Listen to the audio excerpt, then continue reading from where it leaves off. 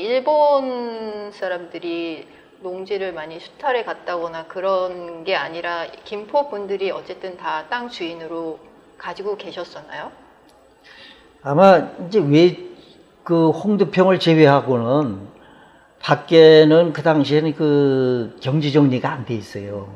그러니까 그리고 물이 충분하지가 않고, 예, 그러니까 농사짓기가 어렵죠. 갯벌이다 보니까 다 갯벌을 개간해 가지고 농사를 질 때니까 이제 뭐 얼마나 어렵겠어요, 이게. 그런데 그 다 거의 다 그렇게 농사를 짓고 참 농사 일전 농사 짓기가 보통 힘든 게 아니죠, 그게.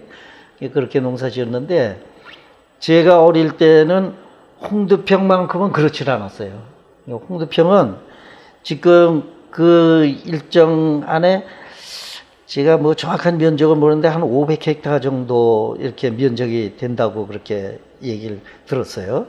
근데 그 안에는 아주 경지 정리가 기가 막히게 돼 있어요.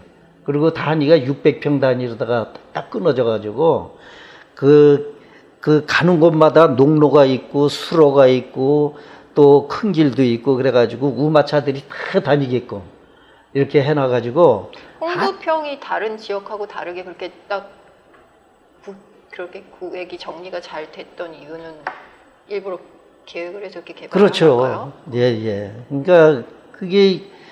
그러니까 제가 어릴 때 이미 홍두평이 그렇게 돼 있을 때니까 그러니까 그 전에 했겠죠. 그러니까 어른들 얘기로는 그게 이제 그 일본 사람들이 구상을 해가지고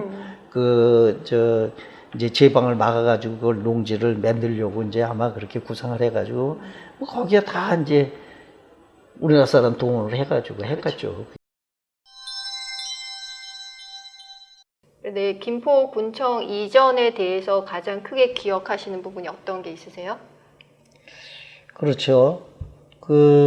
제가 어떻게 보면 김포군청을 이전하는데 큰 몫을 했다고 생각해요. 전 스스로 그렇게 생각을 합니다. 이제 왜 그러냐면, 지금 전에 그 김포군청 자리에 예전에 있던 청사가 모자라가지고 신청사로 새로 지었잖아요. 네. 새로 지었는데 그것도 지금 굉장히 이제 좀 비좁아가지고 이제 딴 데로 이전을 해야 될 이제 원인이 되고, 그 전에 이제 또 다른 문제가 또 생긴 거예요.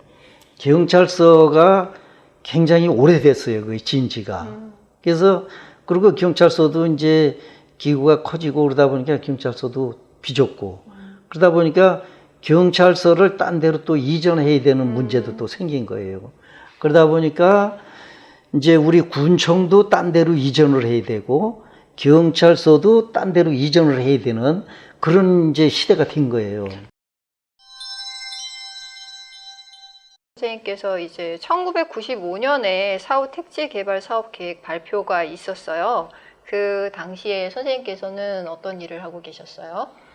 저는 그 당시에 아마 기획실에서 일을 했을 거예요. 근데 이제 그 당시에 제가 이제 사무관 승진을 해야 될 그런 이제 이제 아마 거의 이제 가까이 될 것 같죠. 이제 승진 기회가. 네. 근데 이제 마침 그 당시에 이제 공영개발 사업소라는 거를 설치를 해가지고 그 당시에 이제 각 시군이 뭔가 이렇게 시군의 어려움을 벗어나기 위해서 자기네 자체적으로 무슨 사업을 하려고 무지하게 노력을 했어요. 노력하는 게 이제 소위 말하면 택지개발사예요. 택지개발사. 그 사람들하고 협의도 많이 하고 설득도 시키고 또 이제 가장 중요한 거는 그 당시에 그 군이라는 자체가 굉장히 그 사람들 살기에 아주 취약함이 많았던 그런 시절이에요. 뭐 여러 가지 시설이 다 그렇잖아요. 그러니까 뭐 그 당시에 개인들 집을 이렇게 하나 우리가 이렇게 보게 되면은 그 화장실이 제대로 있습니까? 뭐 욕실이 제대로 있습니까? 또 그렇다고 지금같이 이제 뭐라 그래요? 음식들 이렇게 조리하는 그런 이렇게 아파트 같이 딱 이렇게 규격된 게 하나도 없잖아요. 전부 다. 그렇죠. 그냥 부엌에서 불 떼가지고 밥해 먹는. 아직도 그렇죠. 그런 시절이에요. 그러니까 얼마나 열악하겠어요. 그러니까 김포에다 그런 대단지 아파트를 짓는다 이렇게 하니까 김포 사람들은 엄청 좋아했죠. 예.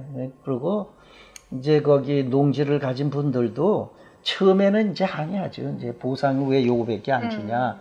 보상을 가지고 이제 항의를 했는데 저희가 이제 설득을 시키고 또 이제 보상도 줄 만큼 준 것이다. 이렇게 해서 이제 거의 처음에는 뭐 다 반대하고 뭐 매일 아침 북치고 장구치고 사람들이 머리띠에 하고 와서 데모하는 거죠.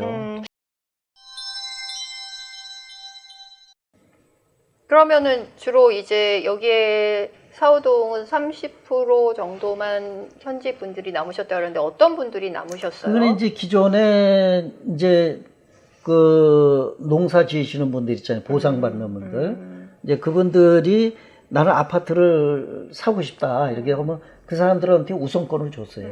예, 그러니까 아파트를 구입하겠다는 사람들한테 우선권을 줬어요. 그리고 당연히 집이 들어간 사람들, 그 사람들한테도 우선권을 주고. 그렇게 우선권으로 해서 아파트를 배정받은 사람들이 한 30% 정도 되는 거죠. 아파트 문화가 좀 새롭게 바뀌었으면 좋겠어요.